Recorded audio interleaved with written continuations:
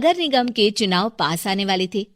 पूरे कानपुर शहर में टिकट को लेकर मारामारी शुरू थी, लेकिन सबसे ज्यादा चर्चा में वार्ड नंबर 40 की सीट थी। वो इसलिए क्योंकि इस बार वहां की सीट महिला के लिए आरक्षित थी। अब सवाल ये था कि चुनाव लड़ेगा कौन। इससे पहले ठाकुर साहब वहां से पार्षद थे और इस बार उन्होंने अपनी पत्नी सीमा ठाकुर को टिकट दिलवाई और ठाकुर साहब की शान के कारण सीमा जी ने 20,000 वोटों से चुनाव जीत लिया।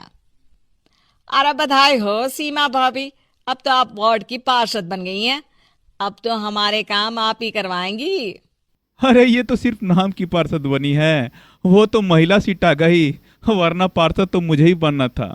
अब भले ही चेहरा उसका होगा, लेकिन पावर तो मेरी ही होगी। अरे वाह भाई साहब, क्या दिमाग लगाया है आपने भी।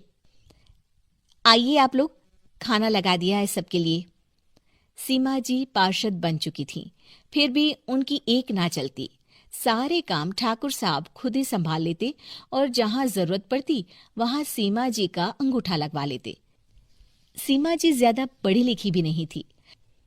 एक दिन ठाकुर साहब और सीमा एक प्रोग्राम में जाते हैं। अरे ठाकुर साहब, आप आ गए। ओहो, पार्षद मैडम भी आ गई हैं। स्वागत है आप दोनों का। लगता है हमारे पार्षद फंड का सही इस्तेमाल हो रहा है। चलिए अब उद्घाटन करते हैं। ये लीजिए ठाकुर साहब कैची, आप ही सबसे पहले प्रवेश कीजिए। सब लोग आगे निकल जाते हैं और सीमा जी पार्षद होने के बावजूद भी पीछे खड़ी रह जाती हैं।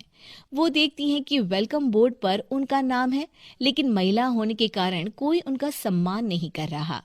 अगले दिन एक आदमी उनके घर आता है। अरे ठाकुर साहब नमस्कार।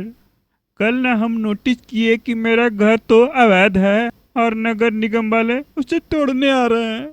कुछ कीजिए ना ठाकुर साहब। देखो भाई, मैं तो कुछ कर नहीं सकता, पर अगर तुम सबकी जेब गरम कर दोगे तो कुछ हो सकता है। कुल मिला के 4 लाख रुपए लगेंगे। अरे 4 लाख ठाकुर साहब? अरे भाई, मैं अपने लिए नहीं मांग रहा हूँ। दरोगा हैं, इंजीनियर बाबू हैं, बड़े साहब हैं, अरे सबको देना पड़ता है थोड़ा थोड़ा। बोलो, है मंजूर? तभी वहां अचानक सीमा जी आ जाती हैं। अरे ये आप क्या कर रहे हैं? पहले इन्हीं लोगों से तो आपने वोट मांगे, अब इनसे ही पैसे ले रहे हो। अरे चुप रहो तुम। तुम्हारा काम है सिर्फ अंगूठा लगाना, तुम वही किया करो। मुझे दूसरे काम तुम मत सिखाओ, समझी? और तुम ना, जाओ अब पैसे लेकर आओ, वरना जेसीबी किसी भी वक्त आती होगी। सब कुछ ऐसे ही चलते रहता है। एक दिन सीमा जी और ठाकुर साहब को एक लोकल मीटिंग में बुलाया जाता है। वहां पर कई और अधिकारी लोग भी मौजूद रहते हैं। अब मैं चाहूंगा ठाकुर साहब हमारे बीच 2 शब्द रखें।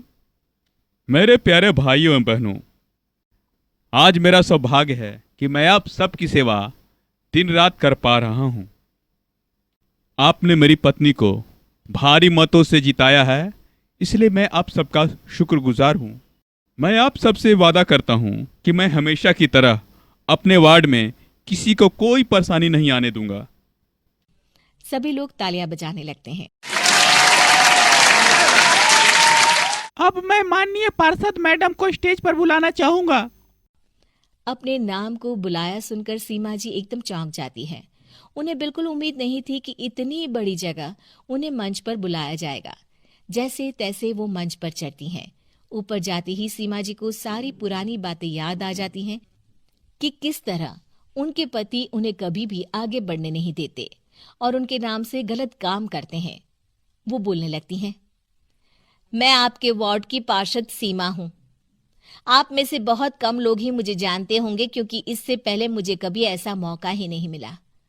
सारे मौके मेरे पार्षद पति यानी आपके ठाकुर साहब ही लेते रहे, लेकिन आज ये मौका मुझे मिला है तो मैं इसे ऐसे ही नहीं जाने दूंगी।